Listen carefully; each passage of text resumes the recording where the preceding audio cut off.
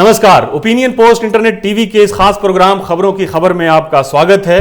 कल उद्धव ठाकरे ने मुंबई के शिवाजी पार्क में एक भव्य समारोह में महाराष्ट्र के शिवसेना के तीसरे मुख्यमंत्री के रूप में शपथ ले लिया। इस शपथ ग्रहण समारोह में उनके भाई और महाराष्ट्र नवनिर्माण सेना के अध्यक्ष राज ठाकरे भी मौजूद थे। राज ठाकरे हालांकि हशाश बशाश दिख रहे थे, उनके चेहरे पे खुशी की भी झलक नजर आ रही थी, लेकिन उनकी खुशी को अलग अलग तरीके के मायने, अलग अलग तरीके का इंटरप्रिटेशन जो है दिया जा रहा है। यह कहा जा रहा है कि शिवसेना ने जो एक स्पेस खाली किया है, जो भारतीय जनता पार्टी के साथ गठबंधन तोड़कर उस स्पेस में राज ठाकरे समा सकते हैं क्या? ये एक बड़ा सवाल है महाराष्ट्र में और इसके ऊपर तरह तरह की बहसें की जा रही हैं।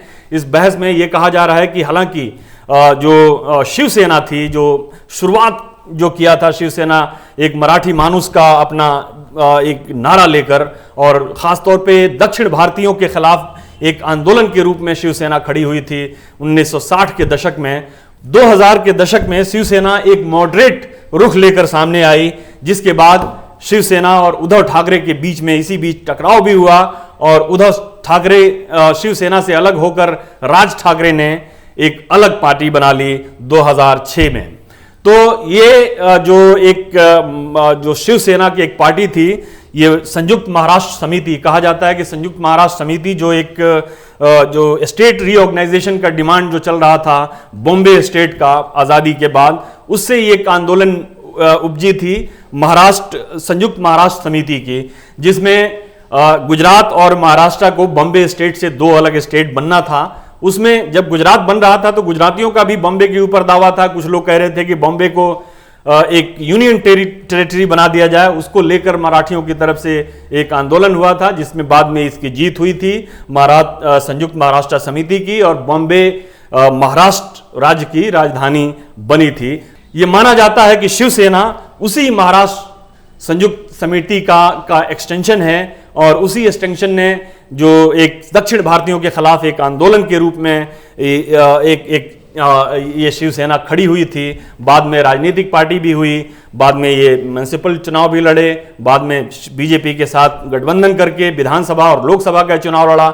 महाराष्ट्र में इनकी सरकार भी बनी बीजेपी के साथ गठबंधन करने के बाद, और करीब 30 साल के बाद ये गठबंधन टूटा और टूटने के बाद अब जो शिवसेना भारतीय जनता पार्टी के साथ 30 साल तक इनका एक गठबंधन रहा, उस गठबंधन को तोड़ दिया गया है और ये शिवसेना फिर कांग्रेस के साथ और एनसीपी के साथ मिलकर एक सरकार बना ली है। इस बीच अब ये राज ठाकरे का एक मामला जो है सामने आया है कि राज ठाकरे की पार्टी जो नवनिर्माण सेना है, जो शिवसेना के एक मॉडरेट रुख अख्तियार कर लेने के बाद इसने शिवसेना की एक जो पुरानी मिलिटेंट एक्टिविज्म जो थी उसको अपना लिया और मराठी मानुस का इन्होंने नारा किया, सन ऑफ सॉइल का नारा दिया, और बिल्कुल उसी तरह से ये उत्तर भारतीयों के खिलाफ इन्होंने हमले किए। उत्तर भारत के कुछ बिहार के जो छात्र गए थे बिहार और उत्तर प्रदेश से रेलवे के इम्तहान में, उनके ऊपर अटैक हुए। अमिताभ बच्चन के ऊपर उनसे माफ़ी मंगवाने के लिए उनको मजबूर किया गया क्योंकि जया बच्चन ने कुछ ये बोल दिया था कि हम लोग उत्तर प्रदेश के लोग हैं और हिंदी बोलते हैं।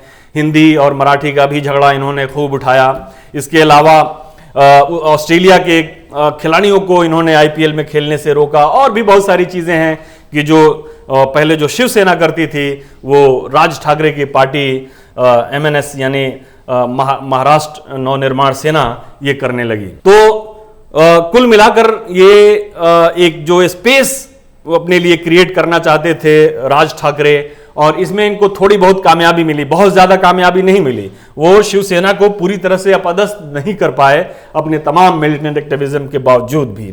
शिवसेना भारतीय जनता पार्टी के साथ जाहिर है कि जो राज ठाकरे के अलग होने के बाद भी भारतीय जनता पार्टी के साथ उसका गठबंधन जारी रहा, लेकिन राज ठाकरे के ऊपर एक इल्जाम ये रहा कि ये वोट कटवा जिसको हम लोग नॉर्थ इंडिया में, उत्तर भारत में कहते हैं वोट कटवा पार्टी, तो इनकी पार्टी की एक स्थिति ये रही कि वोट कटवा पार्टी बन गए, खासतौर पे शिवसेना और भारतीय जनता पार्टी के लिए। और इसका फायदा ये माना जाता है कि एनसीपी और कांग्रेस को उस दौरान मिला, 2009 के चुनाव में भी मिला और बाद में भी जो म्युनिसिपल कॉरपोरेशन वगैरह के जो चुनाव हुए उसमें भी एनसीपी और कांग्रेस को फायदा मिला। अब सवाल ये उठता है कि क्या भारतीय जनता पार्टी नवनिर्माण सेना, जो महाराष्ट्र नवनिर्माण सेना है, इसके साथ गठबंधन करने के लिए तैयार है? अभी ये थोड़ी सी जल्दबाजी होगी मेरे ख्याल से, क्योंकि पॉलिटिक्स जो है वो संभावनाओं का खेल है।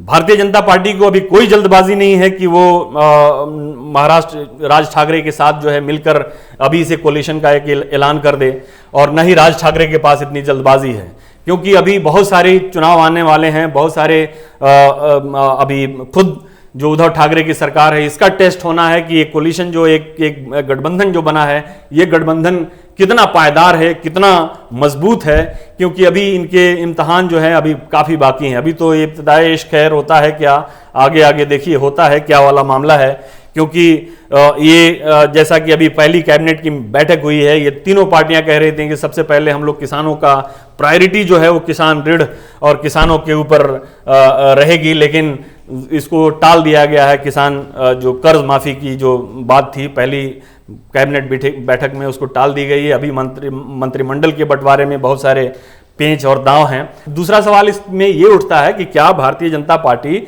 और शिवसेना कभी एक साथ नहीं आ सकते हैं? क्या भारतीय जनता पार्टी ने शिवसेना के लिए अपने दरवाजे बंद कर दिए हैं?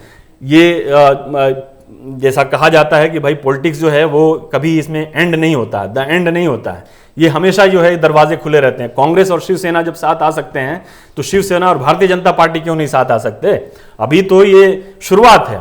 भारतीय जनता पार्टी को अगर लगेगा कि महाराष्ट्र में, और शिवसेना को भी लगेगा कि हमको भारतीय जनता पार्टी के साथ जाना चाहिए, तो वो जा सकते हैं, जैसा कि बिहार में हुआ। बिहार में नीतीश कुमार नरेंद्र मोदी की वजह से उन्होंने गठबंधन तोड़ा था भारतीय जनता पार्टी के साथ, और बाद में वो खुद भारतीय जनता पार्टी के साथ मिलकर अभी सरकार चला रहे हैं।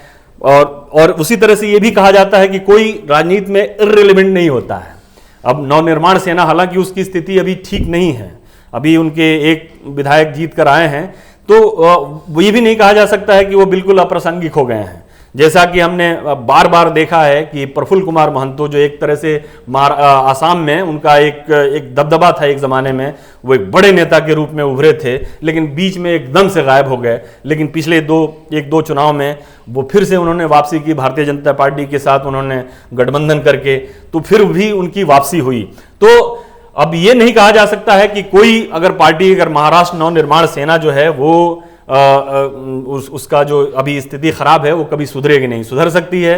भारतीय जनता पार्टी के पास पूरा मौका है ये देखने के लिए कि नवनिर्माण सेना का प्रदर्शन आने वाले म्युनिसिपल चुनावों में कैसा रहता है, क्योंकि करीब करीब महाराष्ट्र के हर जो म्युनिसिपल कॉरपोरेशन है इनकी उपस्थिति है। अब ये देखना ये होगा कि क्या, जैसा कि ये एक आशंका व्यक्त की जा रही है कि भारतीय जनता पार्टी से जो शिवसेना ने अपना संबंध तोड़ा है, जो गठबंधन तोड़ा है, इसकी वजह से बहुत सारे शिव सैनिक नाराज हैं। तो इस नाराजगी का असर जो है दो तरह से देखने को मिल सकता है, या तो वो शिव सैनिक भारतीय जनता पार्टी में चले जाएं, या फिर वो नवनिर्माण सेना का दामन थामे। तो ये जो आने वाले म्युनिसिपल चुनाव हैं उसमें इसका पता चल जाएगा कि क्या शिवसेना के जो कार्यकर्ता हैं, जो शिवसेना के वोटर हैं, वो क्या नवनिर्माण सेना की तरफ जा रहे हैं। अगर जा रहे हैं तो ये देखने के लिए अभी बहुत सारा समय बाकी है, और नवनिर्माण सेना के लिए भी ये देखने के लिए काफ़ी समय है, भारतीय जनता पार्टी को भी देखने के लिए काफ़ी समय है। अभी जो उद्धव ठाकरे की सरकार जो बनी है इसके भी इम्तहान जो है अभी होने हैं, परीक्षाएं होनी है, बहुत कड़ी परीक्षा, क्योंकि कल जो है सोनिया गांधी, मनमोहन सिंह और राहुल गांधी कोई भी शपथ ग्रहण समारोह में नहीं आया था। तो इसको और मंत्रिमंडल का बंटवारा भी जो है एक तरह से लगा हुआ है। तो अभी इस गठबंधन में बहुत सारी मुश्किलें हैं, बहुत सारे दांव पेच हैं। तो अभी ये कह देना कि बहुत जल्दबाजी होगी कि बीजेपी राज ठाकरे के साथ ही जाएगी, और राज ठाकरे का एक तरह से एक नया उदय उनका होगा। जिस तरह से उन्होंने शुरुआत की थी 2006 में और 2009 में एक अच्छा प्रदर्शन किया था विधानसभा में, वो फिर से उस प्रदर्शन को दोहरा पाएंगे, ये अभी जल्दबाजी होगी। क्योंकि और ये भी कह देना कि वो ख़त्म हो गए हैं, ये भी एक जल्दबाजी की बात है। और ये पॉलिटिक्स में ये कहना ज़रा मुश्किल होता है, थोड़ी सी दुश्वारी होती है, इसलिए अभी कुछ दिनों तक इंतज़ार करना चाहिए। ये उद्धव सरकार को देखना चाहिए कि किस तरह से चल रही है इनकी गठबंधन सरकार, आने वाले चुनाव में क्या होता है, और भारतीय जनता पार्टी राज्य में अपने आप को किस तरह से आगे लेके जाती है, उसकी नीति क्या होती है, उसकी रणनीति क्या होती है, इसके ऊपर बहुत डिपेंड करेगा। फिलहाल के लिए इतना ही, इजाजत दीजिए, नमस्कार। अगर आपको हमारा वीडियो पसंद आया हो तो इसे लाइक करें, हमारे चैनल को सब्सक्राइब करें और हाँ, बेल आइकन दबाना ना भूलें ताकि आप तक हमारे वीडियो की नोटिफिकेशन पहुंचती रहे। आप अपना सुझाव हमें कमेंट बॉक्स में दे सकते हैं। हमारे साथ जुड़ने के लिए शुक्रिया।